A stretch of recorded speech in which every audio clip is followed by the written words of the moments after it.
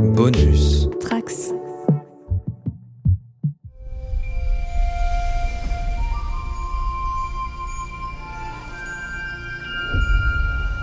Bonjour à tous les trekkers et trekkies de toutes sortes, je suis le commandeur Guigui et je suis ravi de vous accueillir à bord de la station du Cadran Pop et plus exactement chez Quark de Bastille à Paris, donc sur le podcast sur Star Trek qui est écoutable dans toute la galaxie et sur toutes vos applications de podcast via le flux du coin pop.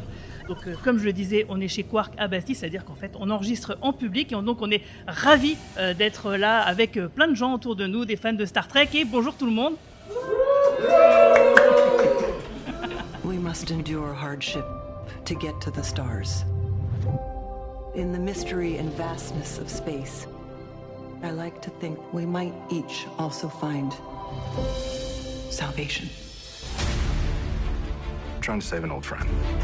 You knew Una was an Illyrian and you didn't tell Starfleet.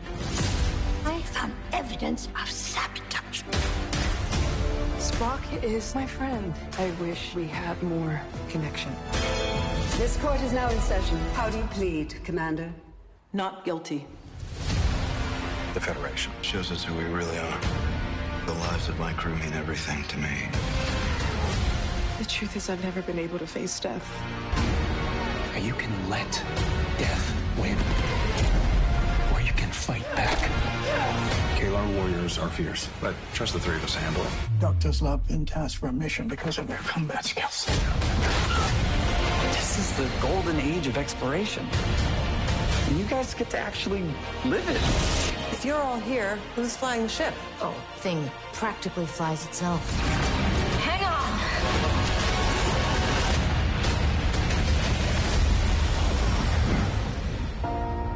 Working. On va parler de beaucoup de sujets, de Strange New Worlds mais aussi d'autres sujets cette semaine. Donc pour parler de tout ça, je suis bien sûr accompagné par un équipage d'élite. Et aujourd'hui, c'est son anniversaire, c'est notre Romulan relou, Romain Bramis. Salut Romain. Salut tout le monde. Joyeux anniversaire. Joyeux anniversaire. Bien sûr, notre lieutenant Bajoran, spécialiste de Game of Thrones, Marina. Salut Marina. Bonjour à toutes et à tous. Je vais réussir à ne pas placer Game of Thrones aujourd'hui. Notre enseigne Marie-Paul, qui à force de faire des podcasts, va passer lieutenant. Bonjour tout le monde. Et notre expert Romain Nigita, qui nous revient de la planète Monte-Carlo, mais aussi de la planète Londres. Oui, je sais plus où j'habite là en ce moment. Bonjour tout le monde. Alors, nous les entendrons aussi en fin de podcast, mais nous sommes accompagnés par Marc Sez, le directeur artistique des versions françaises de Strange New Worlds et Prodigy, et aussi acteur VF qui fait John Cobb Pop dans Prodigy, mais aussi par Véronique Picciato, actrice version française de La Fenêtre Chapelle dans Strange New Worlds. Bonjour et merci à vous deux d'être là. Donc, on vous entendra à la fin du podcast. Donc, merci à tous aussi à ce public de folie. D'ailleurs, on pourra vous demander votre avis en fin de podcast sur tous les sujets dont on parlera. Mais avant donc du coup de parler de Strange New Worlds épisode 2 saison 2, on va faire un petit tour d'actualité sur la nouvelle qu'on a entendue justement hier. C'est l'arrêt de Star Trek Prodigy. Alors Romain Nigita, est-ce que tu peux nous faire le point de qu'est-ce qui s'est passé, qu'est-ce qu'on nous a annoncé ? En fait, Paramount Plus a annoncé qu'elle annulait plusieurs séries, dont Star Trek Prodigy. Et là où c'est un peu plus glauque dans le cas de Prodigy, c'est qu'en fait, la saison 2, ils sont en train de terminer la production. Donc la saison 2 existera, mais elle ne sera pas diffusée sur Paramount Plus. Et on ne sait pas pour l'instant où est-ce qu'elle sera diffusée. Donc la plateforme et le studio ont annoncé qu'ils allaient vendre ça à quelqu'un d'autre, mais on ne sait toujours pas à qui, on ne sait pas quand. Mais voilà, il y a au moins ce petit côté optimiste. La saison 2, on la verra, elle existe. C'est pas comme si, ça y est, on avait déjà vu l'intégralité de la série.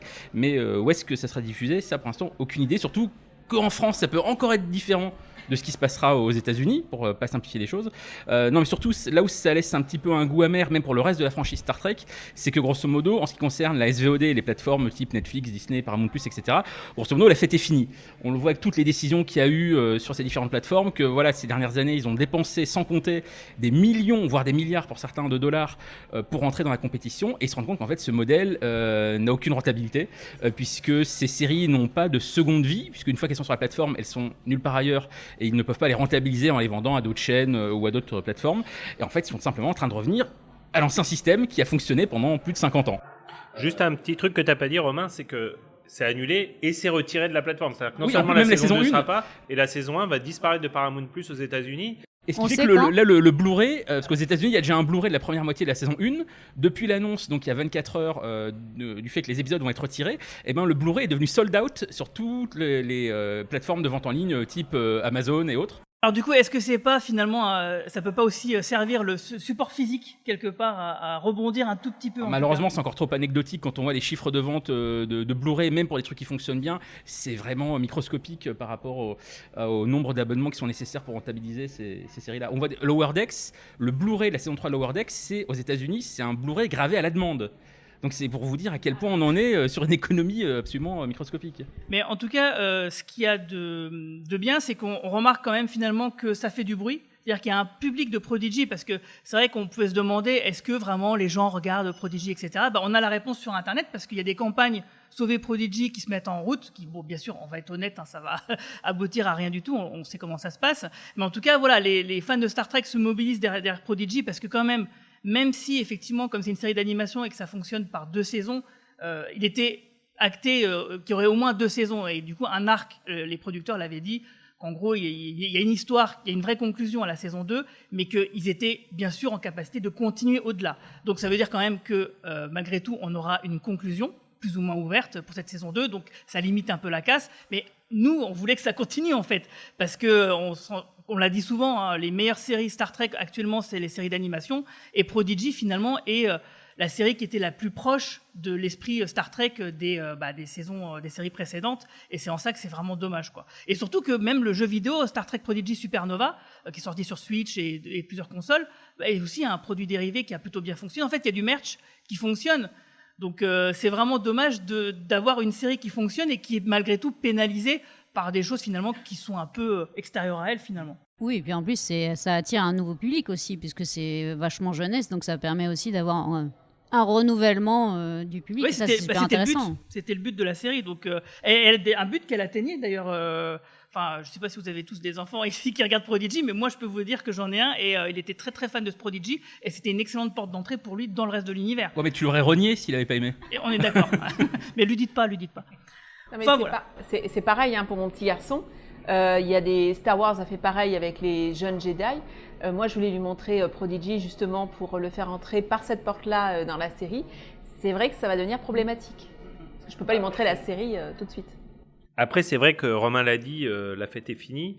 Et c'est vrai que pour Star Trek, on avait été un peu visionnaire sur le cadran pop parce qu'on avait un peu vu venir le truc, en particulier quand la saison 3 de Picard s'est terminée, où il y a quand même un vrai engouement. Hein. La saison 3 a été super bien reçue, il y a eu tout ce phénomène autour d'un potentiel Star Trek Legacy qui pourrait être la nouvelle série.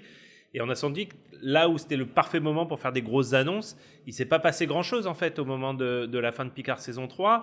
On a eu des annonces qui, en fait, quand tu réfléchis après coup, étaient presque déjà une sorte de rétropédalage, puisqu'ils ont en effet annoncé bosser sur Starfleet Academy et sur...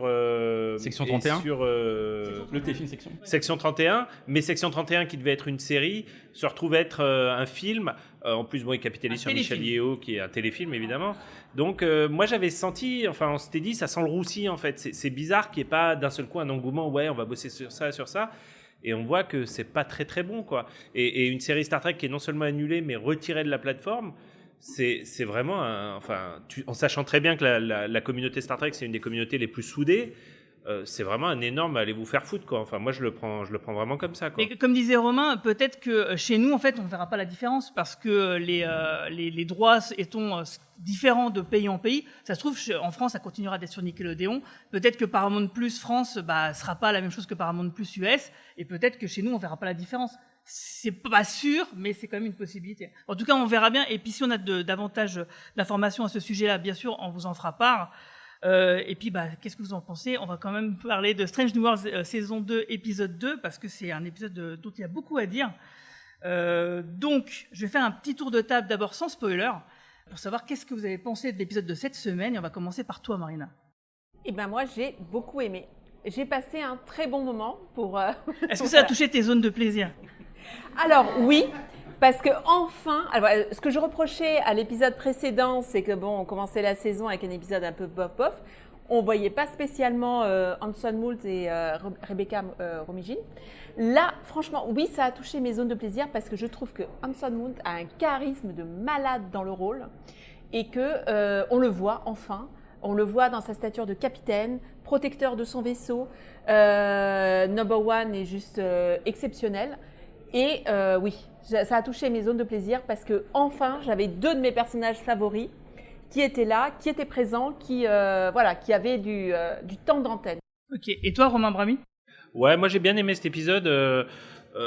Il m'a fait un petit peu rigoler parce que tu sens quand même les grosses influences. Moi j'ai eu l'impression de voir un épisode de Scandale pendant à peu près 30 minutes, donc ça c'était plutôt drôle.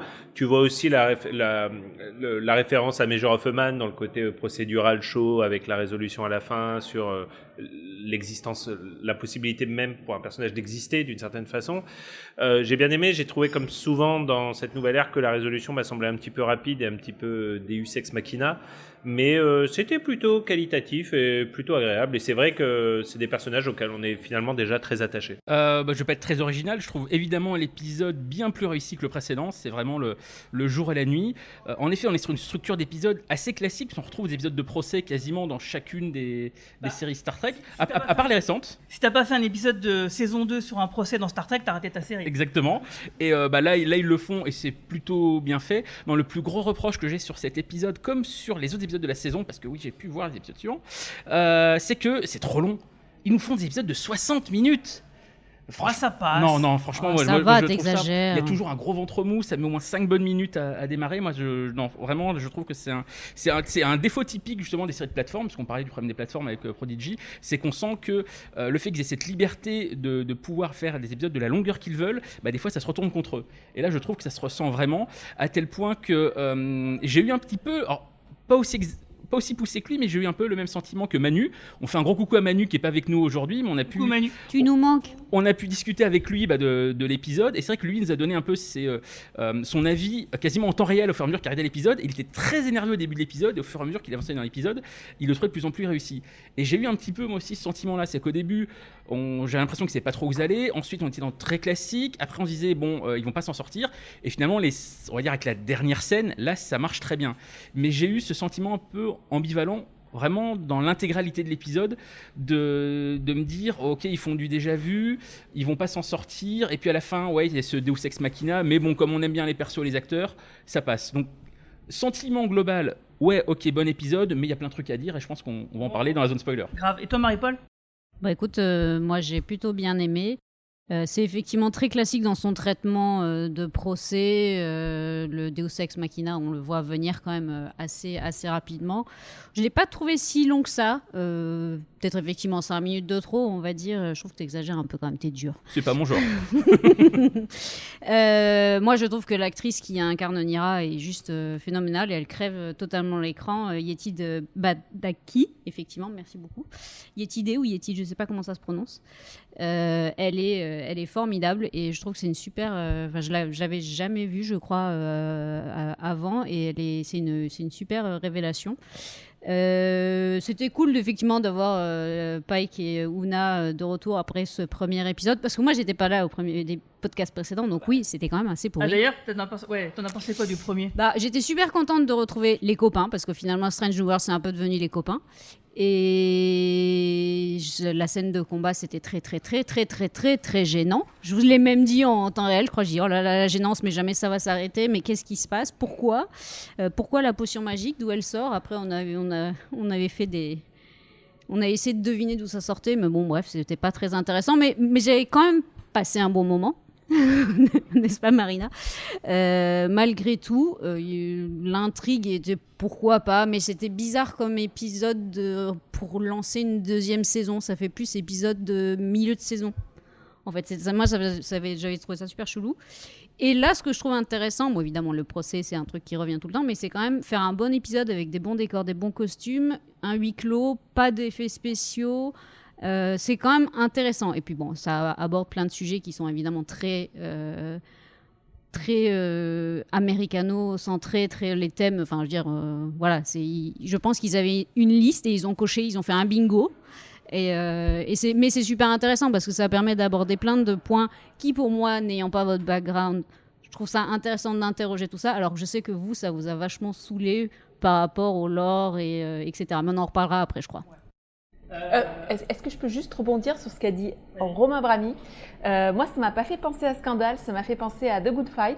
Oui. J'avais l'impression que c'était Diane Lockhart Alors, pardon, excuse-moi, mais quand même, avec la brillance de l'écriture en moins. Parce que Oui, The Good Fight est quand même oui. extrêmement brillant. Mais voilà. Mais je trouvais que voilà, dans le scène, bon, pour les personnes nées dans les années 70, il y avait la loi de Los Angeles, il y y avait ça. En fait, c'est le personnage de Scandale dans un épisode de The Good Fight. C'est un crossover entre les deux. Non, mais le cabinet dans lequel travaille Diane Lockhart est un cabinet qui est considéré comme Black American. Bosman and Associates. Voilà.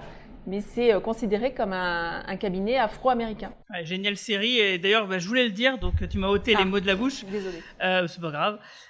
Moi je trouve que oui, c'est pas grave que l'épisode soit un peu long, moi ça me dérange pas, j'adore justement quand ils prennent leur temps au niveau du pré-générique, parce que le pré-générique tombe à un moment où il y a du suspense, où il y a l'enjeu qui se dévoile, là attention, elle risque 20 ans de prison, etc. Voilà, je trouvais que c'était plutôt bien à propos, et moi ça m'a pas gêné du tout. J'ai adoré l'épisode parce que en fait, vous parlez tous de deux ex machina, mais pour moi, c'est pas un deux ex machina cette histoire. Il y a un poids de loi qui est soulevé, mais qui est préexistant dans la série, dont on va en parler tout à l'heure. Et simplement, là, il est formalisé et il est utilisé d'une manière très intelligente. Donc, ça ne sort pas de nulle part. C'est pas la potion magique de la semaine dernière. Donc j'ai trouvé l'épisode du coup très réussi, et effectivement on parlera pas beaucoup scène par scène aujourd'hui parce que la structure de l'épisode, son écriture, elle est certes très simple, pas vraiment originale, mais en tout cas diablement efficace, donc il y a pas grand chose à en dire. Les acteurs jouent très bien, c'est plutôt bien écrit, même si on voit les ficelles elles sont bien rangées au bon endroit comme ça va bien, et aussi ils ont trouvé les trépieds de toutes les caméras, et ça moi franchement c'est vraiment mon kiff, hein. J'adore quand il y a un plan fixe et fixe. C'est un détail, mais sans déconner, ça fait vraiment plaisir après toutes ces années de Discovery. Donc voilà, pour moi, c'est un épisode qui était vraiment très réussi, mais effectivement, il fait débat sur certains points du lore et du canon qui vont titiller les fans les plus hardcore sur ce sujet-là. Mais est-ce que c'est vraiment si incongru que cela? C'est de ce dont on va parler tout de suite dans la zone spoiler. Red alert!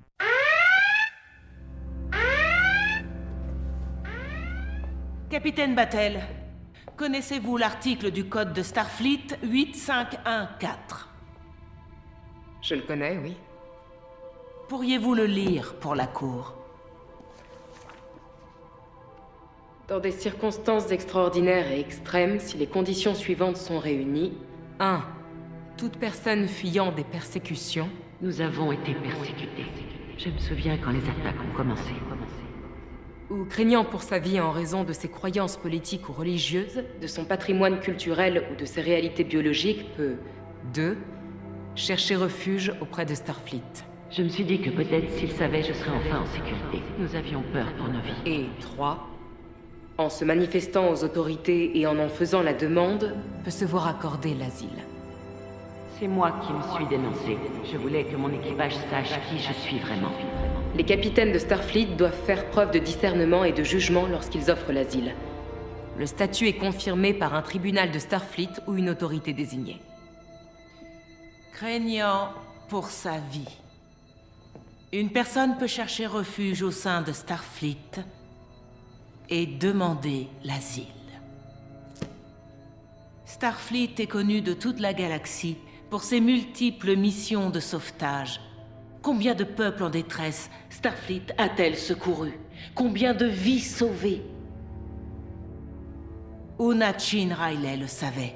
Elle croyait en ce que Starfleet avait de meilleur et que dans ses rangs, elle trouverait le salut face aux nombreuses épreuves et aux dangers de sa vie quotidienne. Des dangers qu'elle affrontait simplement parce qu'elle était née illyrienne. Des dangers nés de préjugés et encouragés par des lois visant des personnes comme elle. Mais à travers les épreuves, Una a cherché les étoiles. Elle a intégré Starfleet parce qu'elle croyait que c'était la seule chose qui pouvait lui sauver la vie. Elle a fui les persécutions et au sein de Starfleet, elle a cherché refuge. Et enfin, en se dénonçant aux autorités, Una a réuni la toute dernière condition pour obtenir enfin l'asile. Elle l'a demandé. Et le capitaine Pike le lui a accordé. Comme tous les bons capitaines de Starfleet, tels que l'amiral April sur Pérican, Narelle et Manus II, il a fait preuve de jugement et lui a offert l'asile. Warning. L'épisode 2 de la saison 2 qui s'appelle Ad Astra per Aspera, donc écrit par Dana Organ et réalisé par Valerie Weiss, où on voit donc la commandante Una Chin Riley qui va passer en cour martiale et donc risque l'emprisonnement et le renvoi de Starfleet, ou plutôt le renvoi de Starfleet, puis finalement l'emprisonnement. Et pour l'aider, Pike va chercher la meilleure avocate de tout le cadran, qui est une Illyrienne, à l'autre bout donc de l'espace de la Fédération. Alors après, moi je me disais, est-ce qu'on va avoir après les planètes de cow-boys, les planètes de nazis, les planètes de gangsters, les planètes d'avocats Ça aurait pu être drôle, ça aurait été vachement. Ah oui, hein. Les Voilà. grands Avec Law and buildings Order. avec un hyper haut dans les étages, c'est ça. Et c'est Sam Waterston comme président de la planète. Donc effectivement, le personnage de Nera, qui est joué par Yatidi Badaki, est un personnage vraiment excellente, une super avocate qui est justement spécialisée dans les droits civils, etc., qui va défendre donc Una et qui va mettre en valeur, qui va mettre en perspective plusieurs contradictions de la Fédération, qui, je le rappelle, est une utopie. Mais en disant que quand même l'utopie des uns n'est-elle pas la dystopie des autres, et aussi le fait que, comme je le disais, son point pour sauver un peu la situation de Una, c'est qu'elle va dire attention, vous les capitaines de Starfleet, vous avez le droit d'accueillir des réfugiés politiques qui se sentent pas en sécurité, qui en font la demande, et c'est vrai qu'on le voit souvent ça dans Star Trek, notamment chez Picard. Il y a plein d'épisodes de ce style-là où des gens font une demande d'asile sur le vaisseau. Et effectivement, c'est dévoyer un peu ce que l'avocate fait, mais en général, les meilleures séries d'avocats, c'est ce qu'ils font en général. Ils partent d'un élément préexistant, ils le triturent un petit peu, ils leur tordent un peu le bras pour que ça aille dans leur sens, et pour autant, ça reste quand même malgré tout logique. Et là, on est entre la lettre et la forme d'une loi, et c'est ça qui va être intéressant, parce que finalement, ce qui se passe, c'est que Una, c'est une augmentée. Les augmentés sont interdits d'être dans Starfleet et elle a menti. Donc Starfleet, au début, ils sont un peu coulants parce qu'ils veulent juste la virer et c'est tout, pas avoir plus de charge. Ouais, enfin, ils veulent surtout étouffer l'affaire. En fait. Oui, voilà, c'est-à-dire que parce pour eux, c'est un moyen d'étouffer l'affaire. Parce que ce qui les gêne vraiment, c'est étouffer l'affaire, mais tu comprends quand même qu'ils n'ont pas envie de s'acharner contre elle, et ils le font parce qu'ils doivent le faire, c'est dans le règlement. Mais quand, en vérité, ils n'ont pas tant envie que ça. Ils ont envie, à partir du moment où elle se rebelle, qu'effectivement, ça peut leur porter préjudice parce que ça peut leur revenir dessus, et c'est là qu'effectivement, ils font monter les enjeux avec ces 20 ans de prison. Mais on sent quand même qu'ils n'ont pas une grande volonté finalement de la condamner, et finalement donc l'avocate de Una va leur donner cette opportunité de la disculper et de dire ok, on peut quand même respecter la loi qui est anti-augmente, mais en même temps on peut un peu exclure Una de ce problème-là. Le souci de ça, c'est que ça veut dire que la Fédération n'est pas une utopie parfaite.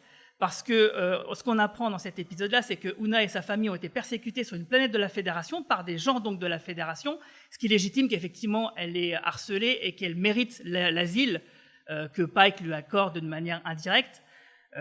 Et ça, effectivement, ça pose un problème. Du coup, la Fédération est mise à mal là-dedans. Et c'est ça dont on va parler, c'est le débat qu'on va faire aujourd'hui. Mais déjà, il y a un premier reproche, et je ne sais plus qui l'a dit tout à l'heure, c'est que l'épisode est un peu trop américanisé, américano-centré, que Starfleet et la Fédération, finalement, c'est un peu les États-Unis d'aujourd'hui, finalement. Et du coup, la métaphore, elle est un peu trop flag, peut-être, un peu branlante. Qui veut rebondir là-dessus ? Moi, je veux bien commencer. Alors, c'est vrai que c'est américano-centré, mais Star Trek a toujours été américano-centré, qu'on le veuille ou non. Hein. On a récemment parlé de Star Trek 2, Star Trek 3, etc., et on retrouve des éléments très américains. Mais disons que l'histoire d'Una, je trouve que Star Trek retrouve un peu son rôle d'utiliser la métaphore pour évoquer des sujets d'aujourd'hui. Et moi, je vois un peu ça, c'est-à-dire qu'à travers les augmentes, tu peux aussi bien te placer du côté, par exemple, des communautés trans qui sont persécutées aujourd'hui aux États-Unis, mais tu peux te placer du côté des réfugiés, du problème des réfugiés qui couvre l'Europe en ce moment. Donc, à la fois, il y a des passages qui pourraient très bien convenir aux communautés trans, et il y a d'autres passages où moi, j'ai carrément retrouvé le problème des réfugiés. On parle beaucoup en ce moment, on en parle beaucoup en France, des raisons qui font que tu peux devenir réfugié, etc. Et pour le coup, j'ai presque trouvé que ça parlait mieux d'une certaine façon de l'Europe en ce moment que des États-Unis dans ce moment, cet épisode. Mais c'est ce côté fourre-tout qui est un peu gênant aussi dans l'épisode. Certes, les intentions sont très bonnes derrière, mais le fait de vouloir tout traiter et d'utiliser justement le vocabulaire qui concerne tous ces différents problèmes dans un seul cas, pour une seule personne, dans un seul épisode, moi, c'est un peu ce qui m'a gêné. Je suis d'accord, mais les épisodes qui parlaient de racisme dans Star Trek, moi je cite toujours cet épisode qui est pour moi le plus emblématique, les gens qui étaient noirs à gauche et blancs à droite, qui se battaient contre les gens qui étaient blancs bref, whatever. Ça peut aussi parler d'à peu près tous les conflits racistes à travers la planète. Là, tu as à la fois le racisme, l'identité sexuelle, l'identité de genre, tu as tout. Oui, mais parce qu'il y a des gens qui aujourd'hui sont discriminés, tués, torturés pour toutes ces raisons-là en même temps. En fait. Donc c'est pas du tout un mélange fourre-tout, c'est juste c'est des sujets d'actualité. Dans l'écriture, en tout cas, c'était. Et je trouve qu'en 1 heure, c'est très bien traité, justement, parce que en 45 minutes, ça aurait été trop court de traiter toutes ces thématiques. Je trouve que c'est intéressant que Una ait été un personnage blanc, qu'il y ait un juge blanc dans la pièce, que les autres personnages soient africains-américains, qu'ils soient d'autres races et que d'autres races extraterrestres. Voilà, en fait, et je trouve que les thèmes sont extrêmement vaste. Effectivement, on essaie de tout traiter.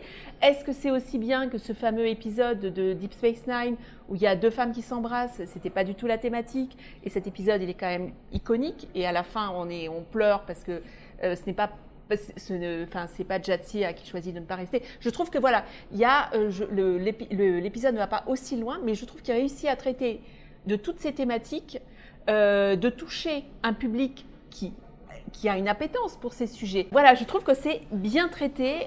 Effectivement, ils ont coché toutes les cases, je suis d'accord, mais ça ne m'a pas dérangé, j'ai trouvé que c'était bien écrit. Est-ce que c'est au niveau de Measure of Man? Non, mais ça réussit l'exploit d'être un très bon épisode par rapport déjà au précédent. Mais il y a quand même, la caméra parfois est un peu gros sabot sur la manière de filmer les personnages et qui elle filme par rapport à quel propos est tenu à quel moment. Mais bon, après, voilà, c'est des ficelles, comme on l'a dit, c'est assez classique. Et je trouve que c'est hyper important d'aborder tous ces sujets-là, qui, je pense, les anti-wokistes vont hurler sur Internet, ou ont déjà hurlé sur Internet, évidemment. Hein, voilà. Mais pas forcément, justement, Marie-Paul, parce que je trouve que c'est ce que l'épisode fait bien. C'est que on en parlait avec Guillaume il n'y a pas très longtemps. C'est que justement, en utilisant la métaphore, moi ce que je reprochais à Discovery sur les sujets de transidentité par exemple, c'est en étant trop frontal, du coup là pour le coup vraiment tu répliques les problèmes d'aujourd'hui aux problèmes de demain, et du coup finalement les scissions que tu vas avoir aujourd'hui, tu ne fais que les répliquer, c'est-à-dire que les personnes qui se sentent menacées par la transidentité vont se sentir menacées par Star Trek, et les gens qui au contraire ne le sont pas vont adorer l'épisode. Là je trouve qu'en revenant à la métaphore, ce qui pour moi est le cœur de Star Trek, même si aujourd'hui en ayant vieilli un peu, on voit évidemment les gros sabots, on voit bien que ça ne parle pas que des modifications génétiques évidemment, mais en revenant à la métaphore, je pense que tu peux recommencer à parler à une population qui aurait été beaucoup plus directement hostile si tu évoquais directement la transidentité par exemple. Ouais, alors en fait pour moi le sujet c'est vraiment la persécution plus que la transidentité, enfin toutes les formes de persécution en fait. C'est la persécution, point. Et en fait, le truc, c'est que tu parles de métaphore, et en fait, effectivement, le point qui crispe pas mal de fans, c'est qu'en général, la fédération, ça a toujours été l'utopie. Et pour traiter de ces questions-là, pour que la fédération reste une utopie, en fait, la métaphore, elle portait sur des peuples qui étaient extérieurs à la fédération. Donc des peuples extraterrestres, etc. Mais il y a aussi un sujet qui est intéressant dans cet épisode-là, c'est que finalement, est-ce que cette utopie-là, est-ce qu'elle est viable? Est-ce qu'elle existe vraiment? Est-ce que c'est vraiment seulement possible? Et finalement, cette dissonance des gens de la Fédération et de certains fans, du coup, qui idéalisent, à mon avis, la Fédération et Starfleet comme étant quelque chose de parfait, est-ce que finalement, ils n'ont pas tort de se dire, comme certains Occidentaux qui vont se dire, nous, notre pays, c'est le meilleur du monde, etc. On n'a rien à se reprocher, etc. Mais le fait de faire que les problèmes sont dans la Fédération, cette dissonance, elle est rompue, quoi. Le public comme les personnages, parce que d'ailleurs l'avocate elle est anti-fédération parce qu'elle a des griefs contre Starfleet, même s'il y a un mieux, elle le dit clairement. Et cette dissonance-là fait que le public comme les personnages de la fédération se disent « Ah, mais en fait, on n'est pas si parfait que ça ». Et c'est quelque chose qui est présent finalement dans la franchise depuis quand même longtemps, qui n'a pas été souvent mis en avant, mais qui existe. Donc dire que c'est pas vrai, que ça n'existe pas, je suis désolé, revoyez Deep Space Nine, revoyez certains épisodes de la série classique même. Il y a toujours des petits détails qui te montrent que dans la fédération, c'est l'utopie, mais c'est pas l'utopie à fond, partout et tout le temps. Et ça, il faut l'accepter, parce que sinon, il n'y a pas d'histoire à raconter. Et les personnages, ça serait des dieux vivants et on se fait chier, quoi. Mais justement, quand tu parles de Deep Space Nine, c'est aussi l'un des problèmes de l'épisode, c'est qu'en effet, on a vu dans Deep Space Nine qu'il y avait déjà ce problème-là avec Bashir. qui donc est lui aussi un augmenté. Enfin, ses parents l'ont modifié génétiquement quand il était enfant parce qu'il était malade. Évidemment, Deep Space Nine, ça se passe dans le futur. Le futur par rapport à Strange New World. Donc là, on a le problème tout simplement structurel d'une préquelle qui fait que dès le début de l'épisode, on sait très bien qu'ils vont sauver Una, c'est l'un des personnages principaux de la série, on sait très bien qu'ils vont pas l'éjecter, et on sait très bien aussi qu'ils ne vont pas changer l'état d'esprit global de la Fédération, puisque un siècle plus tard, cette loi existe toujours. Donc là, c'est aussi moi un des trucs qui me gêne dans cet épisode-là, et c'est un problème global avec n'importe quel préquel, c'est que de toute façon, on sait très bien que, à moins de trouver un peu ce loophole avec le côté réfugié, machin, tout ça, à la fin de l'épisode, que de toute façon, ça ne changera pas grand-chose au final, l'état d'esprit de la Fédération. Alors, oui, tu as raison dans ce que tu dis, sauf que... Je suis là pour aller aujourd'hui.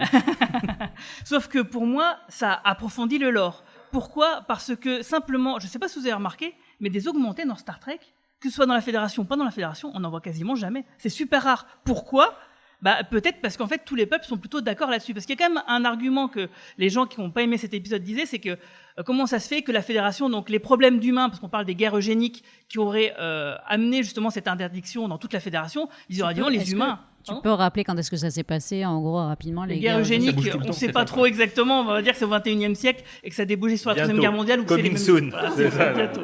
Et en fait, il disait qu'en gros, ça veut dire que les humains traumatisés par ces guerres eugéniques, par une sorte d'impérialisme, auraient imposé leur vue anti-eugénique, anti-amélioration au reste des peuples de la Fédération. Il y en a à peu près 150 des peuples dans la Fédération.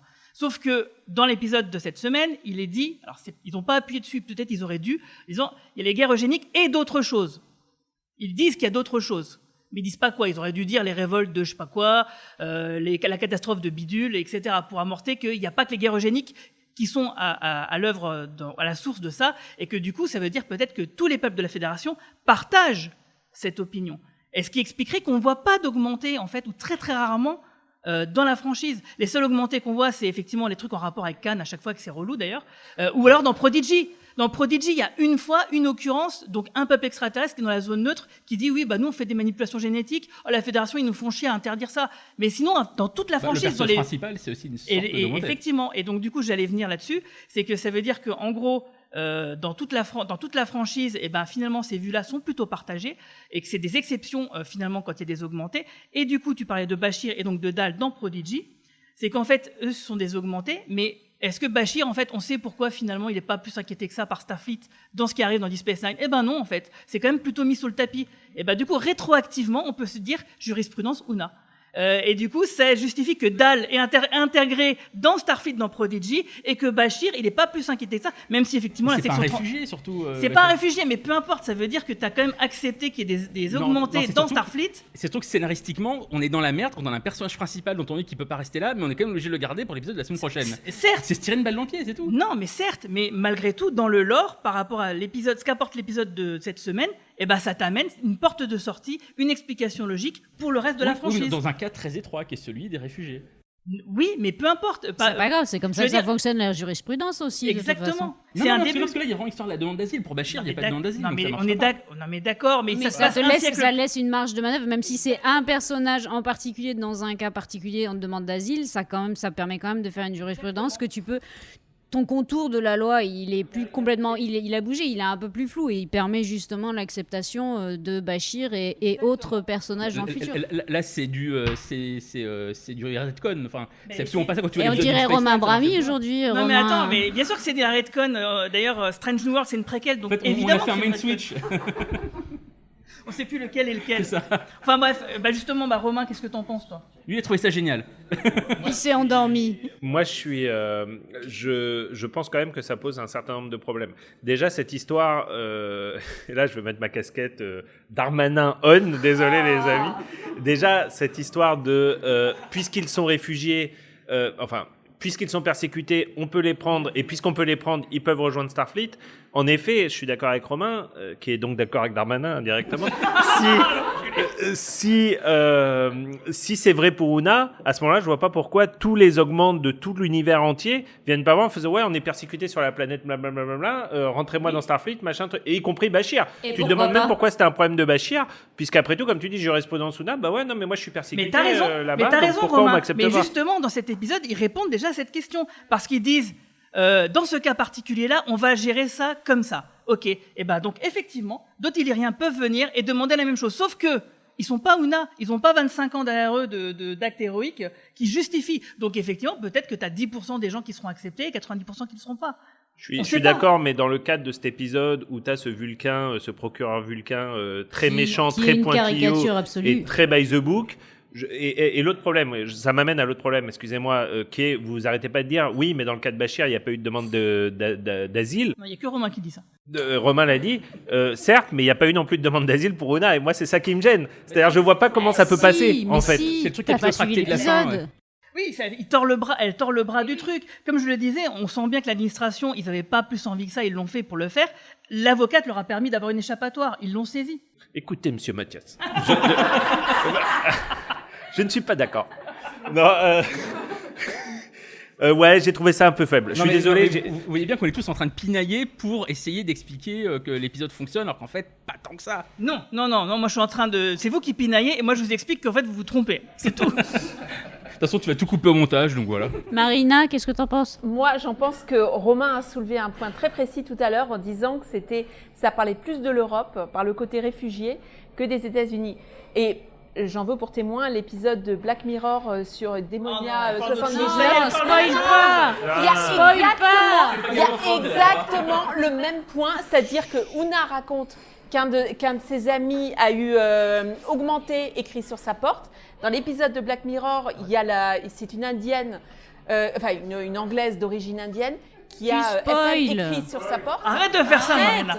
Mais non, mais c'est pas un spoil. C'est pas un spoil. Je veux rien savoir. Non. Mais en fait, Romain a raison, ça traite de thématiques européennes en ce moment et pas forcément américaines. C'est marrant de dire ça parce qu'effectivement, un des arguments des gens qui n'ont pas aimé cet épisode, c'est de dire qu'il était trop américano-centré. Donc vous venez de dire que le contraire, donc c'est bien. Moi, je suis plutôt d'accord.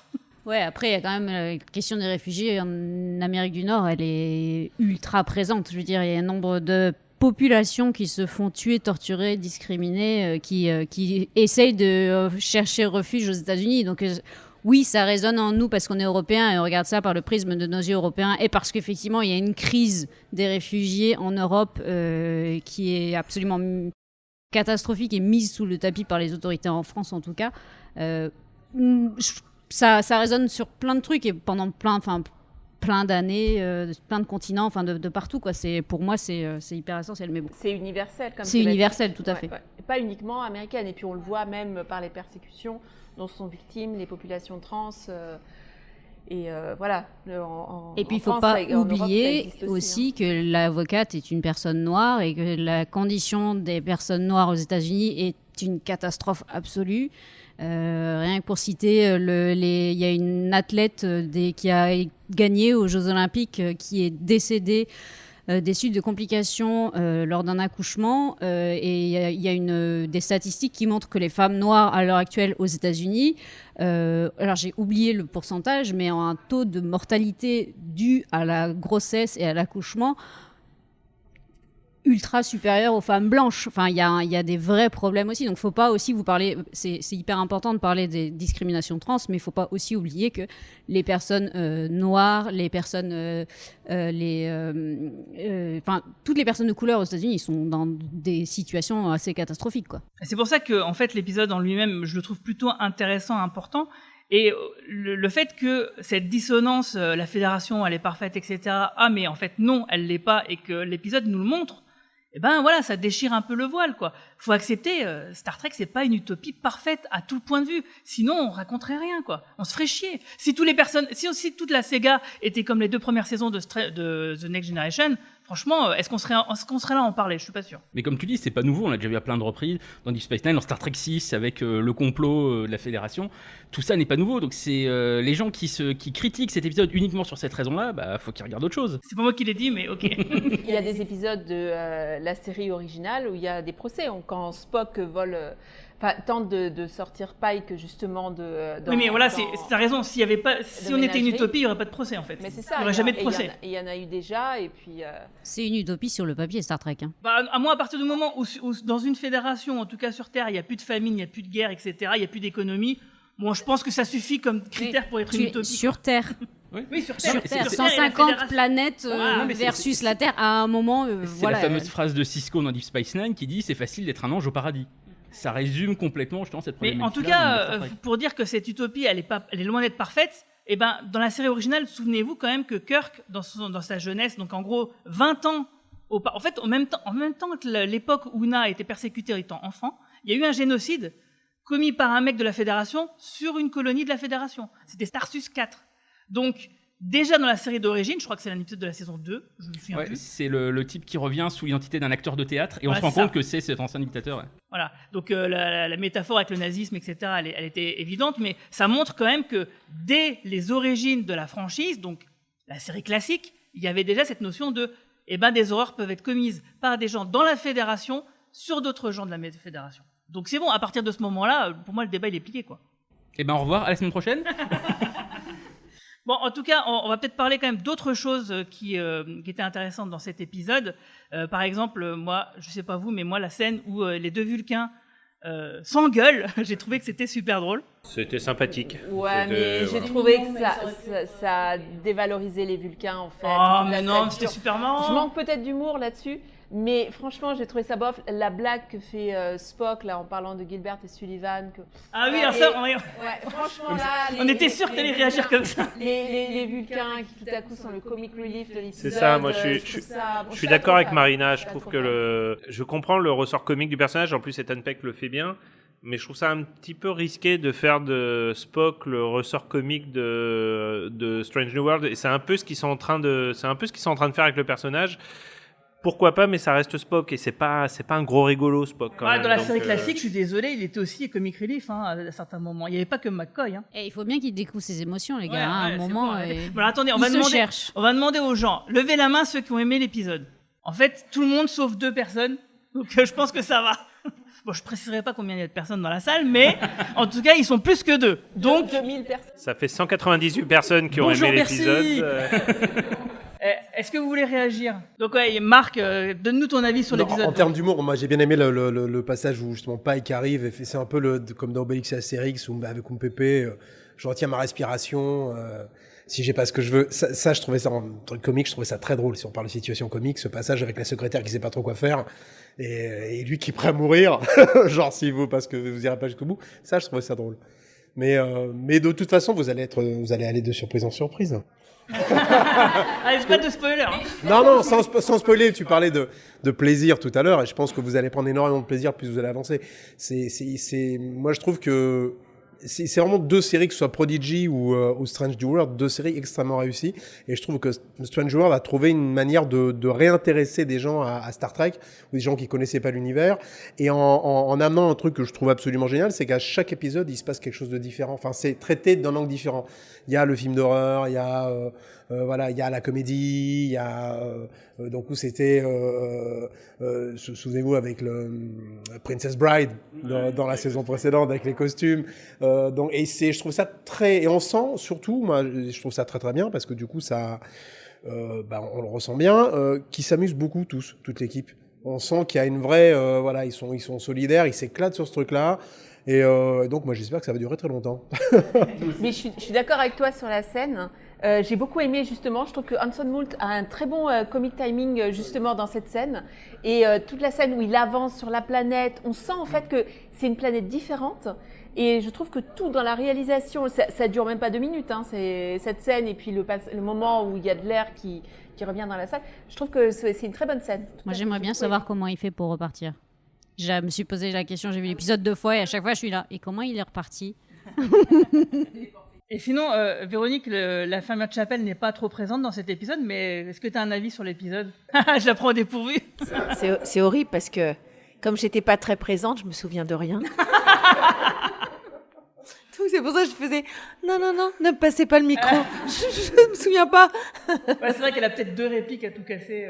Oui, je me souviens pas du tout. Il y a un truc qui est super marrant avec Chapel et le Dr Mbenga. Je sais pas si vous avez remarqué au tout début, quand ils parlent des manipulations génétiques, c'est pas bien de le faire. Les deux se sont regardés genre la semaine dernière on a fait des conneries un peu quand même.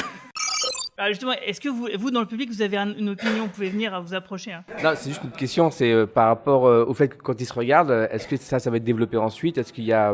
Parce qu'il y a quand même une vraie question qui se pose là. Ouais, t'as raison, il n'y a que Marc qui pourrait répondre à la question, mais on lui posera pas. Mais t'as raison, on a l'impression que ça amène une suite. De toute façon, tout ce qui est génétique est quand même très présent depuis la saison 1. Ouais, bizarrement. Donc, clairement, ça avait comme un fil rouge dans la série. Et même trans-série, c'est-à-dire on a l'impression que dans la franchise elle-même. Picard saison 2. Ouais. Dans Picard, dans Prodigy et puis dans Strange Worlds, on voit qu'ils ont peut-être une idée sur le long terme sur cette question. Il y a un point que je trouve super intéressant par rapport, on parlait donc toute la métaphore sur les différentes libertés civiles des différentes minorités, etc. Et par rapport au personnage de l'avocate et au personnage d'Una, et un truc que je trouve très intéressant, on peut l'appliquer à tous bien sûr, mais si on parle de l'histoire afro-américaine, on a vraiment cette confrontation entre donc deux Illyriennes, donc qui toutes les deux ont subi des préjudices, qui ont donc des vécus similaires, mais qui n'ont pas choisi le même chemin. Et c'est souvent quelque chose qu'on retrouve dans des témoignages, dans des faits historiques, etc., de confrontation de comment on fait face à la discrimination, comment on fait face à la répression, etc. Et on voit que ça a créé un conflit entre elles, etc. Et j'ai trouvé que c'était super intéressant et super bienvenu, et d'autant bienvenu d'avoir casté cette superbe actrice dont j'ai oublié le nom, je suis désolée, qui a déjà fait un taf formidable. Elle porte vraiment l'épisode sur ses épaules, et c'est d'autant plus pertinent d'avoir casté une actrice noire. Quoi. J'ai fait, bah oui, il n'y avait pas d'autre solution, et j'ai trouvé que c'était super intéressant d'avoir cette dynamique, vraiment, de dire, bah, quelle est y a-t-il une bonne façon de lutter pour ses droits, pour son identité, etc. C'est plutôt subtil en soi comme bonne analyse, Caroline. D'autant plus que quand l'avocate parle, au niveau de l'écriture, il y a des moments où on n'arrive plus à savoir si elle parle des augmentés ou si elle parle des Afro-Américains. C'est-à-dire qu'il y a des moments où il y a des phrases entières, on dirait un plaidoyer dans une série Law and Order, ou excusez-moi pour la citation, ou dans une série procédurale où quelqu'un parle pour parler des problèmes des Afro-Américains. Et les phrases en entier, on pourrait les prendre, les extraire, et ça parlerait seulement que de ça. Yasmine, t'as un truc à dire? J'ai pris des notes. Alors moi, je regrette un tout petit peu qu'ils aient ramené une avocate qui est extérieure au groupe, à l'équipage, même si l'actrice est extraordinaire et qu'elle le fait très très bien. Ce que j'avais apprécié avec Measure of a Man, c'est que Picard découvre pendant le procès, en fait, c'est Guinan qui lui ouvre les yeux parce qu'elle fait les liens avec l'esclavage, et qu'il ouvre les yeux lui, et ensuite il ouvre les yeux aux autres, en fait, et que en fait ce cheminement avec lui, alors qu'il est censé déjà être dans une utopie, qu'il est censé déjà au-delà de tout.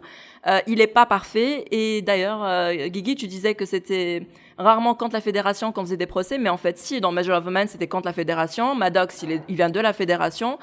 Et je pense qu'ils ont fait ils ont un peu fait un mirroring là. Ils ont fait un truc, un effet miroir avec l'avocate. Moi, je pense que c'est intéressant ce que tu dis, et du coup, je suis pas d'accord. C'est que, en fait, comme elle est extérieure à la Fédération, et que nous, on est dans cette utopie, nous les fans, comme les gens qui vivent dans la Fédération, on est dans cette illusion de l'utopie. Et ben, elle nous met le nez dans le caca, en fait. Il y a que comme ça qu'en fait, on peut s'en rendre compte, de dire que elle a le recul nécessaire exactement. pour le faire. Nous, on n'a pas le recul. Le mais public je suis et les d'accord personnages. malgré tout, je suis d'accord avec Yasmine. Elle pose un problème qui est pour le coup très contemporain, qui est le problème du changement d'opinion. Et ce qui était intéressant dans Measure of a Man, c'est que tu avais un changement d'opinion de personnages qui a priori sont bons. Or là, finalement, les personnages réguliers de Strange Worlds sont tous d'accord, en fait. Le méchant vient de l'extérieur, le contre-avis vient de l'extérieur. Et du coup, ils résolvent pas vraiment ce problème de scission des sociétés et de vision séparée de la société. Mais parce qu'ils peuvent pas le résoudre en vraiment, en fait. Non, mais t'aurais pu avoir un personnage, par exemple, ils auraient pu utiliser Nunyan Sung, dont j'ai oublié le prénom, et ça aurait pu être elle, le personnage hostile à Una, parce que elle a développé une haine des augmentes. Elle l'était au début, elle a été hostile, ça fait 4 mois qu'elle le sait, donc elle a eu son cheminement déjà. Elle a eu son cheminement, mais c'est vrai qu'ils auraient pu faire comme Measure of a Man, et que ça soit finalement, ça aurait pu être Lahan qui serve de procureur contre Una, finalement. Moi, je trouve ça plus intéressant que ce soit la copine de Pike. Mais surtout parce que ça permet d'explorer aussi, moi aussi. la relation par rapport à Pike. Je suis d'accord. Et puis tout simplement, je pense que les deux ont des apports positifs et négatifs, hein, que le cas de Picard et le cas de l'avocate dans cet épisode-là. Mais aussi, il y a un peu le côté dont Star Trek, et c'est pas les seuls, hein, à une époque s'est rendu coupable, c'est toujours les non-concernés qui vont parler pour des concernés, et là, du coup, ça fait plus sens, et c'est plus dans l'air du temps, et plus pertinent, même si les deux, encore une fois, apportent des choses, hein, pour des raisons que vous avez citées, d'avoir justement une Illyrienne concernée, qui pourtant n'est pas forcément dans la même expérience qu'Una elle-même, donc je le trouve plus intéressant. Alors, j'aurais pas préféré qu'il refasse Measure of a Man, qu'on soit bien d'accord. Ce que je préférais ce que j'ai bien aimé dans Measure of a Man et que je retrouve pas là et qui du coup me manque un tout petit peu, c'est que c'est un personnage auquel on est attaché fasse un cheminement qu'on voit pendant un épisode et qu'on suive nous, un personnage auquel on s'identifie vaguement parce qu'on considère qu'on est des gentils et tout le monde croit qu'il est gentil et du coup quand tu vois un personnage gentil tu crois que t'es comme le personnage et quand tu le vois changer tu t'identifies au personnage qui change et tu es convaincu par l'argument qu'il avance et cette personne aurait pu être la Anne parce que elle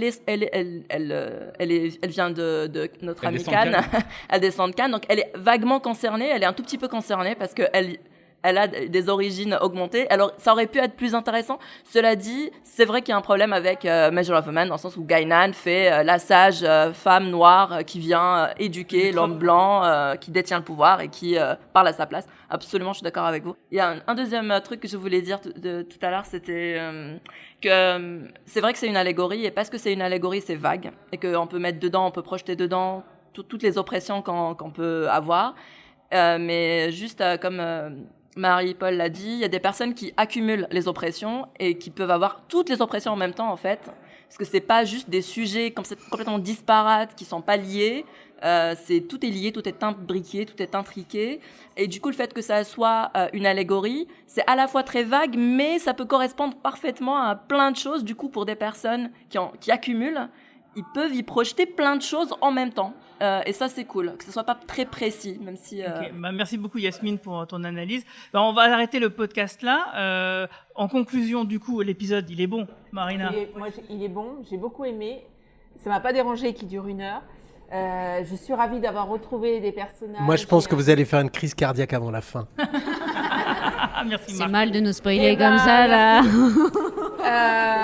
Et voilà. Et donc, numéro 1, moi, c'était un de mes personnages favoris depuis que j'ai vu The Cage et La Ménagerie. J'ai vu d'abord La Ménagerie, bien sûr, avant The Cage, que j'ai vu qu'en 2010, quand ça a été rendu disponible sur Netflix.